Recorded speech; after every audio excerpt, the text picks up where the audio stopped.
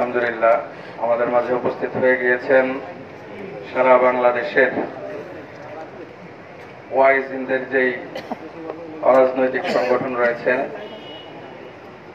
এই সংগঠনের নাম রাবেতাতুল ওয়াইজিন।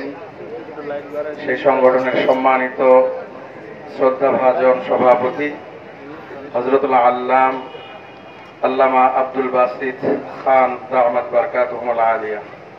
আপনারা খুশি হয়েছেন না বেজার? আওয়াজে মনে হয় বেশি খুশি হন নাই। আলহামদুলিল্লাহ বলেন, আরেকটু আওয়াজ দিয়ে আলহামদুলিল্লাহ। হযরত সুন্দর একটা পরিবেশে কথা বলুক, এটা আপনারা চান তো? মনোযোগ সহকারে চাতক পাখির ন্যায় হযরতের কথাগুলো, মুক্তা ঝরা কথাগুলো সকলে নেবেন ইনশাআল্লাহ। এই জন্য আরেকটু পরিবেশটা সুন্দর করতে হবে। অনেক জায়গা ভিতরে আছে, মেহেরবানি করে সামনের দিকে আসতে হবে। অনেক ভাই পেছনে দাঁড়ানো আছেন, তাদেরকে সুযোগ দিতে হবে।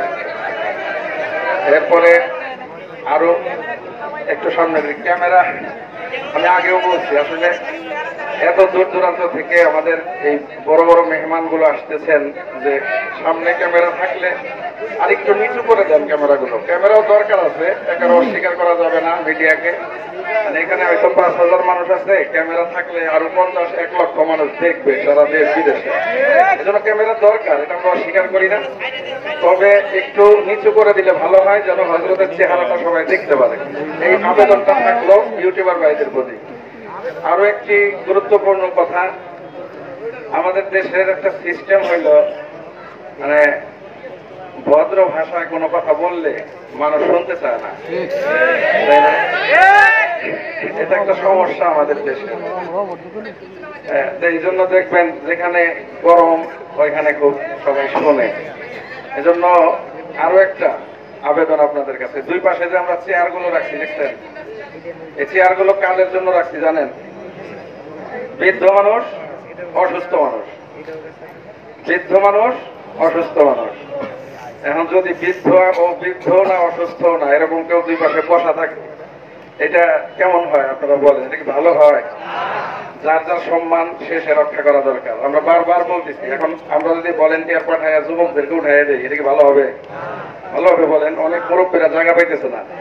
এজন্য আমি আরো একবার করজোরে আরজ করব, যারা সক্ষম, যারা বৃদ্ধ নন, দুর্বল নন এবং অসুস্থ নন, মেহেরবানি করে আপনারা সামনে বসবেন আর মুরব্বীদের জন্য চেয়ারগুলো ছেড়ে দেবেন।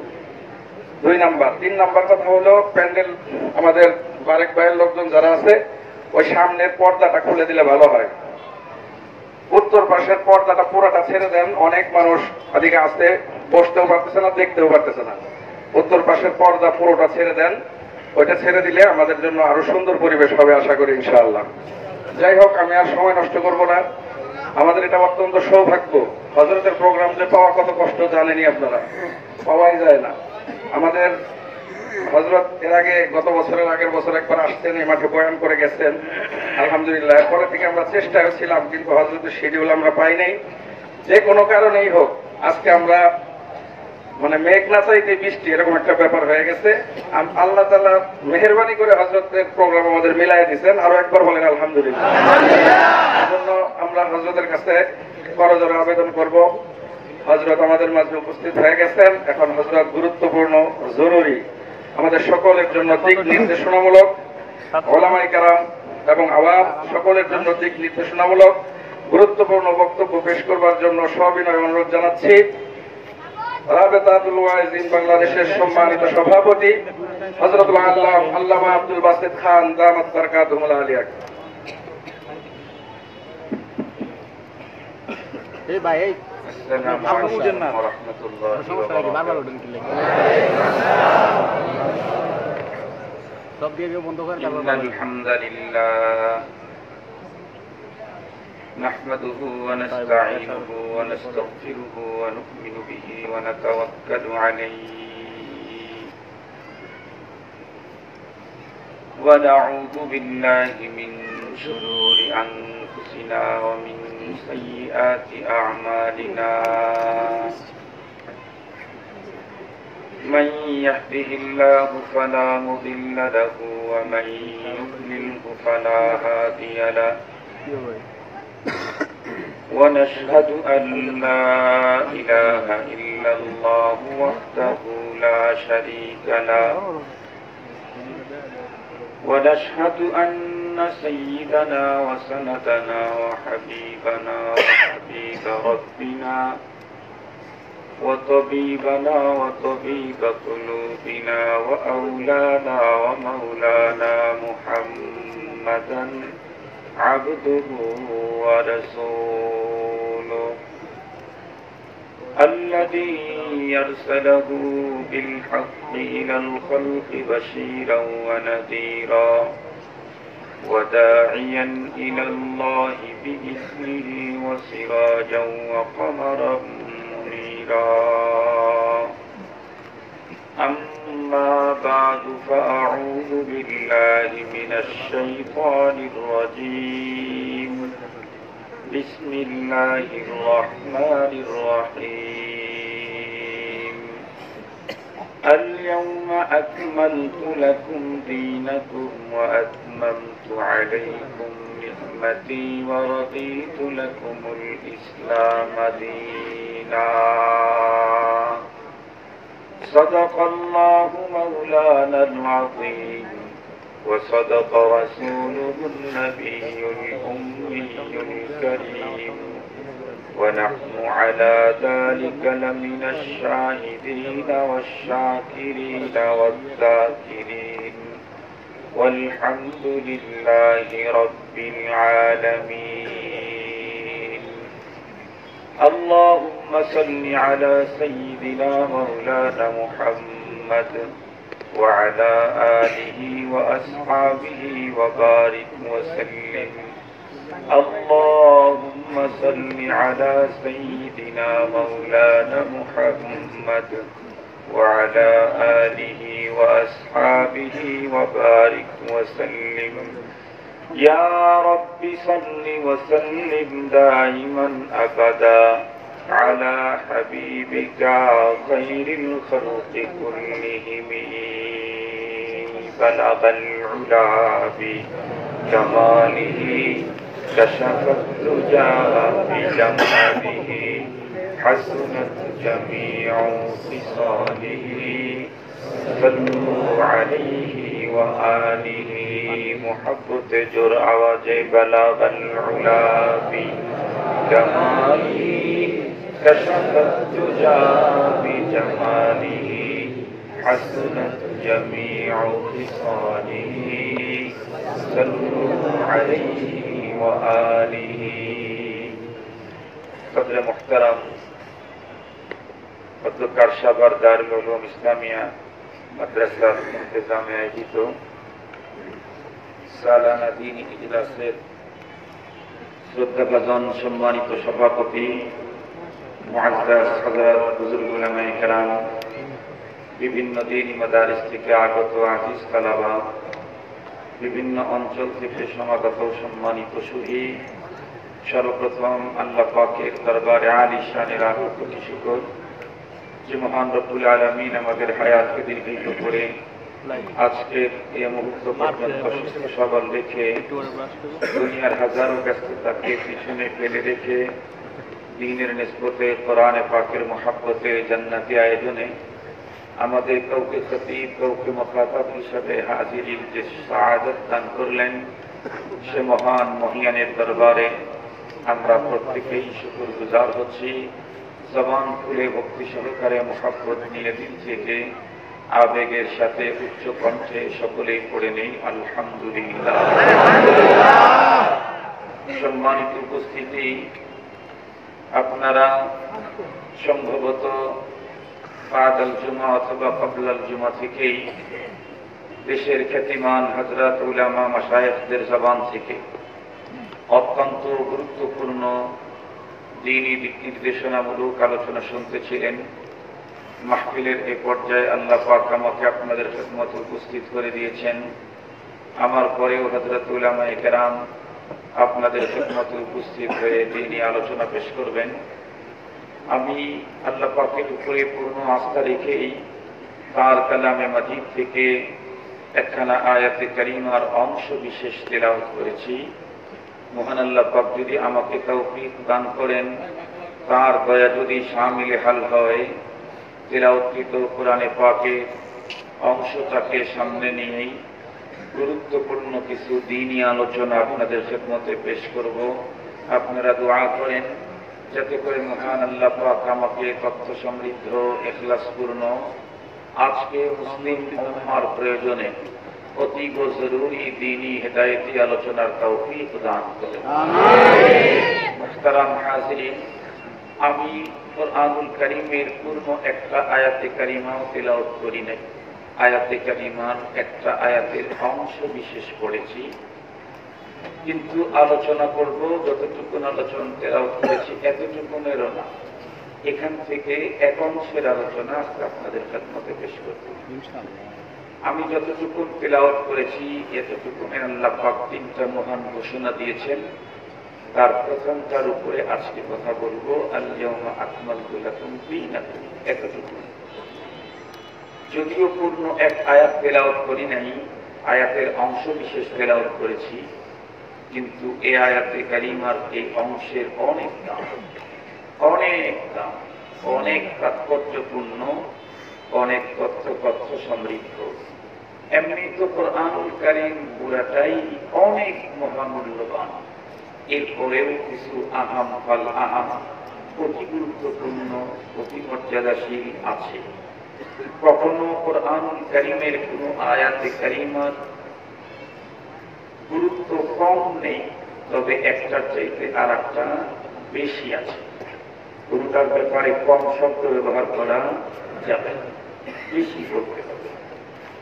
আমি যতটুকু তেলাওয়াত করেছি এই আয়াতের এই অংশটুকু হযরত আব্দুল্লাহ ইবনে আব্বাস রাদিয়াল্লাহু আনহু, আমাদের মহানবী সাল্লাল্লাহু আলাইহি ওয়াসাল্লামের আপন চাচাতো ভাই, উনি একদিন এই আয়াতটুকু তেলাওয়াত করেছিলেন। উপস্থিত অনেক মানুষই ছিল, এর মধ্যে একজন ইয়াহুদিও ছিল। ইয়াহুদি এতটুকুনের তিলাওয়াত শোনার পরে সে হযরত ইবনে আব্বাস রাদিয়াল্লাহু তাআলা আনহুকে ডেকে বলল, আব্দুল্লাহ, তোমাদের ধর্মীয় গ্রন্থে মহান আল্লাহ পাক তোমাদের জন্য যে আয়াতে কারিমা নাযিল করে দিলেন, যেটি তুমি এখন তেলাওয়াত করলে, এটা যদি আমাদের ধর্মীয় গ্রন্থে নাযিল হতো, তাহলে এই আয়াত নাযিলের দিনটাকে আমরা ঈদের দিন বানিয়ে ফেলতাম। একজন ইয়াহুদির বক্তব্য। আমি যে আয়াতে কারিমা তেলাওয়াত করেছি, এটার ব্যাপারে একজন ইয়াহুদির অভিব্যক্তি হলো যে আমাদের ধর্মীয় গ্রন্থে যদি এই আয়াতটুকু নাযিল হতো, তাহলে এই আয়াত যেদিন নাযিল করা হতো সেই দিনটাকে আমরা ঈদের দিন বানিয়ে ফেলতাম। হযরত ইবনে আব্বাস রাদিয়াল্লাহু তাআলা আনহু অবশ্য তাকে চমৎকার উত্তর দিয়েছেন। বললেন, হে মিয়া, তুমি কি জানো আমাদের মালিক আমাদেরকে এই আয়াতে কারিমা কোন দিন নাযিল করেছেন? ইহুদি বলে, না তো। হযরত ইবনে আব্বাস রাদিয়াল্লাহু তাআলা আনহু উত্তর করলেন, আমাদের মালিক আমাদেরকে এই আয়াতে কারিমা নাযিল করেছেন ডাবল ঈদের দিনে। সুবহানাল্লাহ। ইহুদি সিঙ্গল ঈদ বানাইতে চেয়েছিল এই আয়াত নাযিলের দিনটাকে। আল্লাহ পাক এই আয়াত নাযিল করেছেন ডাবল ঈদের দিন। তাহলে এই আয়াত থেকে আমাদের দুইটা জিনিস অবশ্যই জানা দরকার। নাম্বার 1, এই আয়াতে এমন কি তথ্য গুরুত্ব মাহাত্ম্য, এমন কি সুবিশাল ঘোষণা যার প্রতি ইহুদিও ঈর্ষান্বিত, এটা আমাদের জানতে ইচ্ছে করে। 2 নাম্বার হলো ডাবল ঈদের দিনে নাযিল হয়েছেন, তার মানে সে কোন দিন? হযরত উলামায়ে কেরামের প্রত্যেকেরই জানা আছে এই আয়াতে কারিমাটুকু নাযিল হয়েছে মহানবী সাল্লাল্লাহু আলাইহি ওয়াসাল্লামের বিদায়ী হজে, আরাফার ময়দানে, ইয়াউমে আরাফা, আরাফার দিনে আসরের নামাজের পরে নবীজি তখন উটের উপরে সওয়ার ছিলেন। ওই দিনটা আবার জুমাবার ছিল। সুবহানাল্লাহ। একে তো আরাফার দিন, এরপরে আবার জুমার দিন। এই কারণেই হযরত ইবনে আব্বাস রাদিয়াল্লাহু তাআলা আনহু এই দিনটাকে ডাবল ঈদের দিন বলেছেন। আরাফা একটা আর জুমা আরেকটা। এখন কথা হলো এই দিনে যে আল্লাহ পাক এই আয়াত নাযিল করলেন, এখানে এমন কি মহান ঘোষণা যে ইহুদি পর্যন্ত ঈর্ষান্বিত। মুহতারাম হাজিরিন, খুব ভালো করে বুঝবেন, তেলাওয়াতকৃত অংশে আল্লাহ পাক তিনটা ঘোষণা দিয়েছেন। আমি তার ভিতরে একটার উপরে আলোচনা করব। তিনটা ঘোষণা হচ্ছে আল-ইয়াউম আকমালতু লাকুম দীনাকুম ওয়া আতমামতু আলাইকুম নি'মাতি ওয়া রাদিতু লাকুমুল ইসলাম দীনা। এর ভিতরে আমি প্রথমটার উপরে আজকে আলোচনা করব, আল-ইয়াউম আকমালতু লাকুম দীনাকুম। আল্লাহ পাক বলেন, আজকের এই দিন, আরাফার দিন, আরাফার মাঠে, বাদাল আসর, আমি আমার দ্বীনকে তোমাদের জন্য পরিপূর্ণ করে দিলাম। দ্বীনকে তোমাদের জন্য পরিপূর্ণ করে দিলাম। এতটুকু শোনার পরে কারো কারো মনে প্রশ্ন জাগতে পারে, হুজুর, দ্বীন তো শুধু আমাদের নবীকেই দেওয়া হয় না, সমস্ত নবী এবং রাসূলগণ তো দ্বীনেরই নবী ছিলেন। কথা বলেন না কেন? সমস্ত নবী আর রাসূলগণকে আল্লাহ পাক দ্বীন দিয়ে পাঠিয়েছিলেন। তাহলে আমাদের নবীর ব্যাপারে ঘোষণা আসলো, আজকে পরিপূর্ণ করে দিলাম। তাহলে আদম আলাইহিস সালাম থেকে ঈসা নবী পর্যন্ত যত নবী রাসূল পৃথিবীতে এসেছিলেন, তাদের দ্বীন কি অপূর্ণ ছিল, নাকিস ছিল? এই প্রশ্নের উত্তর সুন্দর করে বুঝতে চাইলে প্রথমে একটা কথা জানতে হবে। এই পৃথিবীতে যত নবী এবং রাসূলগণ এসেছিলেন, সকল নবী এবং রাসূলগণের ধর্ম ছিল একটা, তার নাম ইসলাম। একটু জোরে বলেন, তার নাম ইসলাম। আল্লাহ পাকের চূড়ান্ত ঘোষণা, ইন্নাদ-দীন ইনদাল্লাহিল ইসলাম। ধর্ম আল্লাহ পাকের কাছে একটাই, সেটা হচ্ছে ইসলাম। আল্লাহ পাকের আরেকটা ঘোষণা, وَمَنْ يَبْتَغِي غَيْرَ الْإِسْلَامِ دِينًا فَلَنْ يُقْبَلَ مِنْهُ।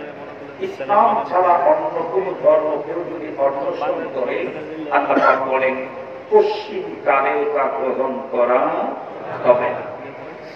সমস্ত নবীদের ধর্ম একটাই ছিল, ইসলাম। কিন্তু সমস্ত নবীদের ধর্মের সংবিধান এক রকমের ছিল না। ধর্মের সংবিধানকে আরবিতে শরীয়ত বলে। সমস্ত নবীদের ধর্ম ছিল একটা, তার নাম ইসলাম। কিন্তু ধর্মের সংবিধান সব নবীর এক রকমের ছিল না।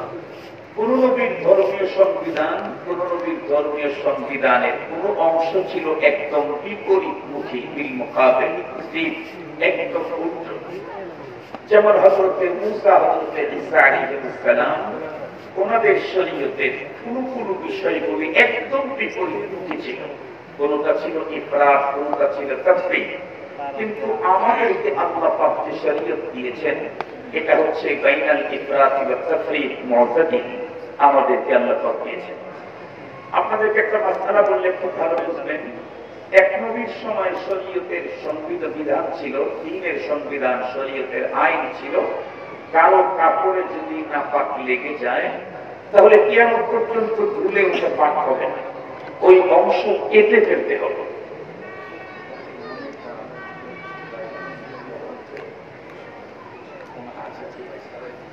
ঠিক আছে, হুজুর বলতেছেন যে বাইরে অনেক লোক, তারা ভিতরে জায়গা আছে। আমি আবার হুজুরকে বললাম, গরম তো, এই জন্য কাছাকাছি বসতে না। তারপরেও যদি একটু কষ্ট করে আর একজনকে জায়গা করে দিতে পারেন, এটা একটা পুণ্যের কাজ, নেকির কাজ। কথা বলেন। আমরা বাড়ি ঘরের সুন্দর বিছানা ছেড়ে এ পর্যন্ত গভীর রাত পর্যন্ত দিনী আলোচনা শুনতে এসেছি কিসের জন্য? নেকির জন্যই এসেছি। সুতরাং আমার একটু অগ্রসর হওয়াতে নেকি যদি আমার বেড়ে যায়, তাহলে তো এটাই আমার কাম্য, এটাই আমার টার্গেট। আপনাদেরকে এতটুকু বললাম, যাদের একটু অগ্রসর হওয়ার মতো সুযোগ আছে, তারা একটু অগ্রসর হয়ে বসবেন ইনশাআল্লাহ। আর পিছনে যদি জায়গা না হয়, উপরে সামিয়ানার কি দরকার আছে? এই লকডাউনের সময় কোন এলাকার নেতারা ইসলামের পক্ষে নিয়েছে সিরিয়াস ভাবে, আবার কোন এলাকার নেতারা সুযোগ খুঁজেছে যে এই চান্সে ধর্মীয় অনুষ্ঠান যাতে হতে না পারে। আপনারা মনে হয় এই জাতীয় কোন একটা শিকার হয়েছিলেন, কারো পক্ষ থেকেই হোক মনে হয় হয়েছিলেন। আমাদের এলাকার একজন নেতা উনি বলেছেন যে আমি স্পষ্ট আমার ডিস্ট্রিক্টে যখন মিটিং হয় তখন বলেছে যে উপর থেকে নিষেধ, এখন করোনা আছে, ধর্মীয় অনুষ্ঠান করা যাবে না। উনি বলেন আমি একাই সেখানে প্রতিবাদ করেছি এবং বলেছি 90-92% মুসলমানের দেশে হাট বাজার, ইলেকশন, নির্বাচন, কাউন্সিল সব চলবে, আর কোরআনের মাহফিল চলবে না। সবাই মানলেও আমি তা মানতে পারবো না। এবং ওই নেতা বলেছেন যে আমার প্রথম পরিচয় আমার দলীয় পরিচয় না, আমার প্রথম পরিচয় হলো আমি মুসলিম। এজন্য আমার ইসলামকে ঠিক রাখতে, এটাকে ঠিক রাখতে আমি আমার দল, আমার দেশ, এটার যে কোনো একটা আমার ছাড়া রাখবে, ছাড়তে হবে, কিন্তু ইসলাম ছাড়ার কোনো সুযোগ আমার না। আমরা চাই এদেশের প্রতিটি মুসলিম নেতাদের মুখের কথা, অন্তরের অবস্থা এমনটি হোক। আমিন বলেন, আমিন বলেন। এজন্য অনেক জায়গাতেই আল্লাহ মেহেরবানিতে মাহফিল কর্তৃপক্ষের খরচ কমে গেছে, পোস্টারও ছাপাইতেছে না, উপরে সামিয়ানাও দিচ্ছে। কেমনে কেমনে অত পদ্ধতিতে মানুষ মাহফিলের দিকে। এজন্য এখন তো শীত নেই, ওই দিকে যদি বিছানা দেওয়া যায় তাহলে কর্তৃপক্ষকে বলবো ওইদিকে বিছানার ব্যবস্থা করে দেন। এখানে ভিতরে মনে হয় ঢোকা একটু কষ্টই হতে পারে। আপনাদেরকেও বলবো যদি সুযোগ থাকে, সম্ভব হয়, তাহলে একটু আগায় বসে। আপনারা আলাদা কথা বলেন না, আমি 1 ঘন্টা কথা বলবো, যতটুকুন অন্য কথায় কেটে যাবে এতটুকুন লস হবে। তো বলতেছিলাম কোরআনুল কারীমে আল্লাহ পাক রব্বুল আলামিন কি ঘোষণা দিলেন? আজকের এই দিনে তোমাদের জন্য দিন পরিপূর্ণ করে দিলাম। সমস্ত নবী এবং রাসূলগণের দিন একটাই, কিন্তু ধর্মের সংবিধান ছিল একরকমের না। যেমন হযরত মুসা, হযরত ঈসা আলাইহিস সালাম, এক নবীর সময়ের ধর্মীয় সংবিধান ছিল কাপড়ে নাপাক লাগলে ধুইতে এটা পবিত্র হবে না, ওই অংশ কেটে ফেলে দিতে হবে, এটা একটু বেশি কড়াকড়ি। আর এক নবীর শরীয়ত একদম বিপরীত, কাপড়ে নাপাক লেগেছে বলে ধুইতেও হবে না, এটা আবার বেশি ছাড়াছাড়ি, তাই না? ওই অবস্থাতে সবকিছু চলবে। আমাদেরকে যে শরীয়ত আল্লাহ পাক দিয়েছেন এটা বাইনাল ইফরাতি ওয়াত তাফরীত মুতাদিন, আমাদের কেটেও ফেলতে হবে না, ওইটা সহকারেও নামাজ কালাম চলবে না। কি করতে হবে? কথা বলেন, কি করতে হবে? পরিষ্কার করতে হবে না পবিত্র করতে হবে? মনে রাখবেন, আমাদের দেশে অনেক হাদিসের গলত তর্জমা আছে, হাদিস সহিহ তর্জমা গলত। যেমন সব জায়গায় লেখা থাকে পরিষ্কার পরিচ্ছন্নতা ঈমানের অঙ্গ, এটা বাজে কথা, এটা ভুল কথা, এটা মিথ্যা কথা। পরিষ্কার পরিচ্ছন্নতা না, পবিত্রতা ঈমানের অঙ্গ। পবিত্রতা ঈমানের অঙ্গ। এই কাপড়টা যদি এখন মাঠ দিয়ে নিয়ে আসছি, বুলুর মাঠ দেওয়া, কিন্তু ছোট শিশু একটু পেশাব করে দিয়েছে, পেশাব লাগার পরে মারেরও সমস্যা হয় নাই, বুলুরও সমস্যা হয় নাই। কাপড়টা পরিষ্কার আছে কিন্তু পবিত্র আছে কি এখন? আর একটা কাপড় অনেক ময়লা লেগেছে কিন্তু কোনো নাপাকি লাগে নাই, কাপড়টা পবিত্র আছে, পরিষ্কার আছে কি? তাহলে পবিত্রতা এক জিনিস, পরিষ্কার পরিচ্ছন্নতা আর এক জিনিস। পরিষ্কার পরিচ্ছন্নতাও দ্বীনের মধ্যে একটা জরুরি জিনিস, কিন্তু ঈমানের অঙ্গ যেটা, এটা পরিষ্কার না, এটা হলো পবিত্রতা। মনে থাকবে কি? আমরা তো সব দিক থেকেই পরিষ্কার থাকতে চাই কিন্তু পবিত্র হতে চাই না। পরিষ্কার থাকতে চাই কিন্তু পবিত্র হতে চাই না। না আমাদের জাহেরকে পবিত্র রাখতে চাই, না আমাদের ভিতরটাকে পবিত্র রাখতে চাই। আল্লাহ পাক আমাদের বাহির এবং ভিতরটাকে পবিত্র করার তৌফিক দান করুন। তো বলতেছিলাম সমস্ত নবী এবং রাসূলগণকে আল্লাহ পাক যে দ্বীন দিয়েছেন, শরীয়ত দিয়েছেন, কাউকেই অপূর্ণ শরীয়ত দেননি। আলহামদুলিল্লাহ, সমস্ত নবী এবং রাসূলগণের শরীয়ত ছিল পূর্ণ কামেল, কাউকে নাফেস শরীয়ত দেন নাই। কিন্তু আমাদেরকে আল্লাহ পাক যে শরীয়তে দ্বীন দিয়েছেন, এটা হলো কামেল না, এটা হলো আকমাল, এটা পূর্ণ না, এটা হলো পরিপূর্ণ। বলেন তো দেখি, আমাদেরটা কি পূর্ণ না পরিপূর্ণ? আল্লাহ পাক বলেন, আল-ইয়াউমা আকমালতু লাকুম। সমস্ত নবীর শরীয়ত তো ছিল পূর্ণ, আজকে আরাফার এই দিনে তোমাদের জন্য আমার দিনকে পরিপূর্ণতা দিয়ে দিলাম। এখন আপনারা বলেন তো দেখি, পূর্ণতার পরে পূর্ণতার একটা অপশন থাকে, তার নাম পরিপূর্ণ। কিন্তু পরিপূর্ণতার পরে পূর্ণতার আরো কোনো অপশন বাকি থাকে কি? নেই। পরিপূর্ণতার পরে যেহেতু পূর্ণতার আর কোনো অপশনই নেই, আর আমাদেরকে যে শরীয়ত দেওয়া হয়েছে এটা পরিপূর্ণ, আমাদেরকে যে দ্বীন দেওয়া হয়েছে এটা পরিপূর্ণ, আমাদেরকে যে কিতাব দেওয়া হয়েছে এটা পরিপূর্ণ, সঙ্গত কায়দায় আমাদের শরীয়তের পরে আর কোন শরীয়ত আমদানির সুযোগ নেই, আমাদের দ্বীনের পরে আর কোন নতুন দ্বীন আগমনের সুযোগ নেই, আমাদের কিতাবের পরে আর কোন কিতাব আমদানির সুযোগ নেই, আমাদের রসুলের পরে আর কোন রসুল আগমনেরও সুযোগ। এই জন্য তো তামাম পৃথিবীর সমস্ত উলামায়ে কেরামের মুত্তাফাক আলাইহি ফতোয়া হলো কাফের কাফের কাদিয়ানি, বলেন কাফের কাফের কাদিয়ানি। কেন? কারণ আমাদের শরীয়তের পরে তো আর কোন শরীয়ত নাই, আমাদের দ্বীনের পরে আর কোন দ্বীন নাই। সুতরাং গোলাম আহমদ কাদিয়ানি নবুয়তের দাবি করবে, নতুন শরীয়তের আমদানি করবে, এ সবগুলি চূড়ান্ত বাতিল। এই জন্য আজকে বাংলাদেশে 90% মুসলমানদের অন্তরের দাবি হলো সরকারের কাছে, নবীর পরে নবী নাই, সংসদেও আইন চাই। এটা আপনাদের দাবি কিনা বলেন? আমাদের দাবি, নবীর পরে নবী নাই, সংসদেও, সংসদে আইন চাই, সংসদেও আইন চাই। যদি সংসদে আইন চাই বলেন, আমার দেশের অনেক মুরগি সাহিত্যিক আছে, এই সাহিত্যিকেরা তখন সাহিত্যিকতার বেড়াজালে ফেলে বলবে যে নবীর পরে নবী নাই, এই আইন করা সংসদে চাইতেছে মৌলবাদীরা, তাইলে মনে হয় এই আইন সংসদ থেকেই পাশ করবে, আগের থেকে পাশ নাই। নবীর পরে নবী নাই, এই আইন তো কোরআনে 1500 বছর আগেই পাশ হয়েছে। কথা বলেন? আমি যে আয়াতে কারিমা তেলাওয়াত করলাম, এটা তো নবীর পরে নবী নাই এর আইন, এর ঘোষণা। কোরআনে পাকে তো 1500 বছর আগেই ঘোষণা আছে।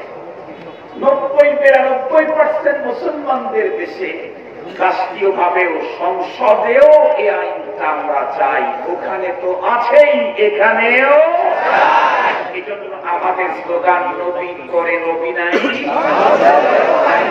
সংসদেও আইন চাই। মনে থাকবে ইনশাআল্লাহ, যাতে কোনো মুরগি ঢুকতে না পারে।